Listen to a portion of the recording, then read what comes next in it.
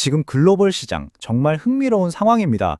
마치 거대한 힘 두 개가 서로 정반대 방향으로 막 잡아당기는 팽팽한 줄다리기를 하는 것 같거든요. 한쪽에서는 기술 혁신에 대한 엄청난 믿음이 시장을 끌어올리고 다른 한쪽에서는 거시경제의 불확실성이 그 발목을 잡고 있죠. 자, 그럼 여기서 질문이 딱 생기죠.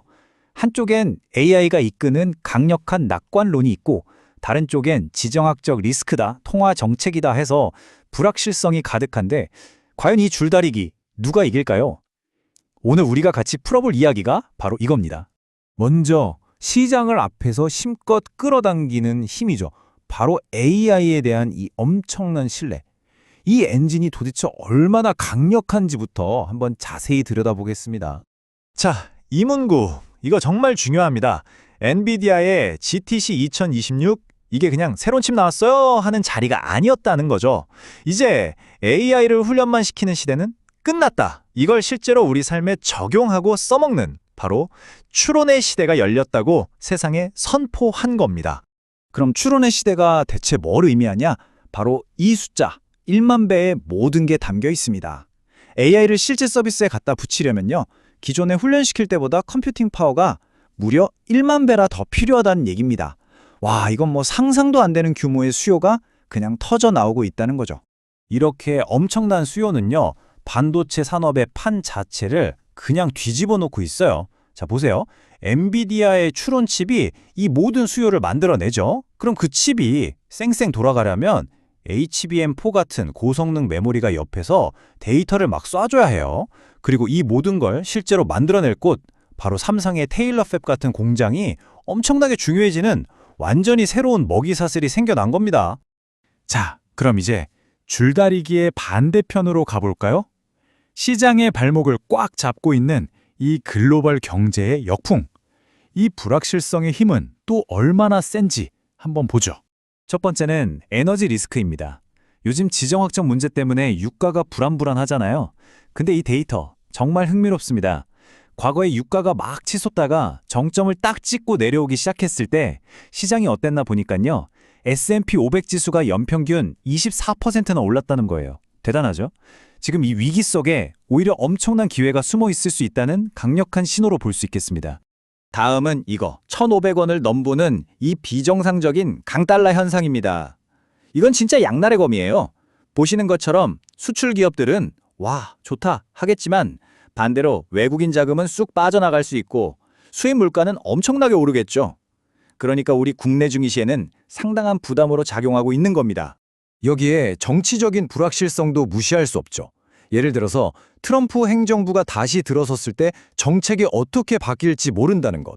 특히 기업들한테 분기마다 실적 보고하는 거, 그거 없애버리자, 뭐 이런 얘기가 나오는데 이게 현실이 되면 시장의 투명성은 확 떨어지고 투자자들 사이에 누구는 알고 누구는 모르는 그런 정보 불균형이 심해져서 변동성이 커질 수 있는 거죠.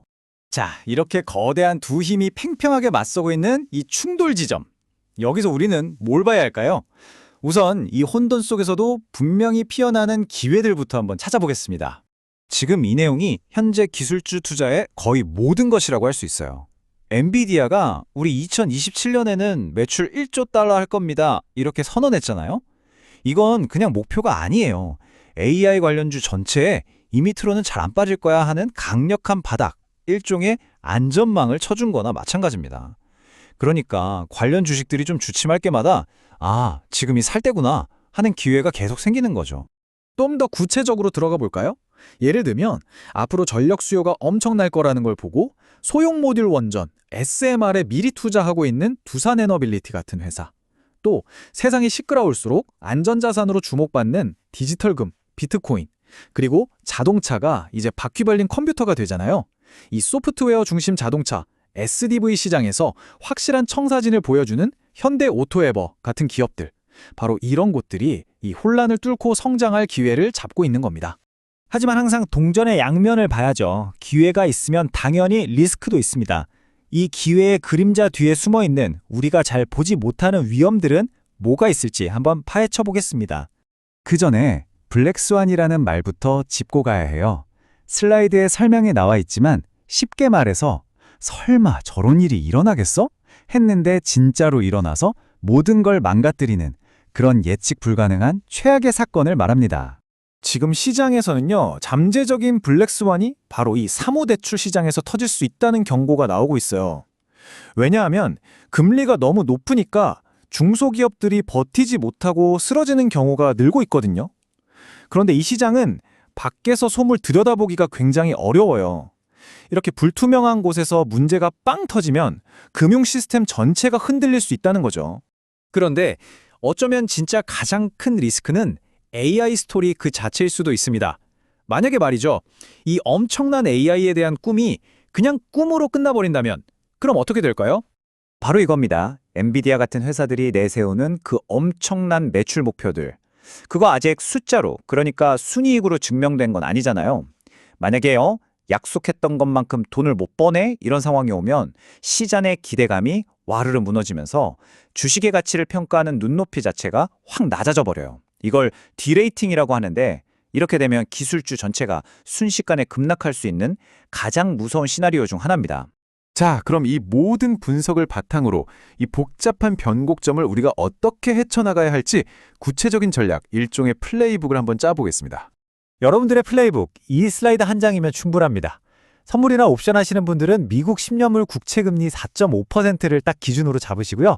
주식 투자자분들은요, 안정적인 대형주를 핵심으로 가져가되 SMR이나 STB처럼 성장 스토리가 확실한 중형주를 일종의 변화구처럼 섞어서 추가 수익을 노리는 거죠. 그리고 환율, 1,500원 근처에서는 정부가 움직일 수 있다는 걸 항상 염두에 두고 리스크 관리를 해야 합니다. 결국 이 모든 복잡한 이야기를 관통하는 단 하나의 핵심 메시지는 바로 이것입니다. 매일같이 우리를 헷갈리게 하는 시장의 자잘한 소음들 말고요. 그 기업이 진짜로 돈을 잘 벌고 있는지, 그 이익의 질에 집중하자는 겁니다. 그리고 거시경제의 큰 흐름이 어디로 향하는지, 그 근본적인 변곡점을 놓치지 않는 것. 이것이야말로 지금처럼 안개 속 같은 시장에서 길을 잃지 않고 결국 승리할 수 있는 가장 확실한 방법이 될 겁니다. 좋아요, 구독 부탁드립니다. 감사합니다.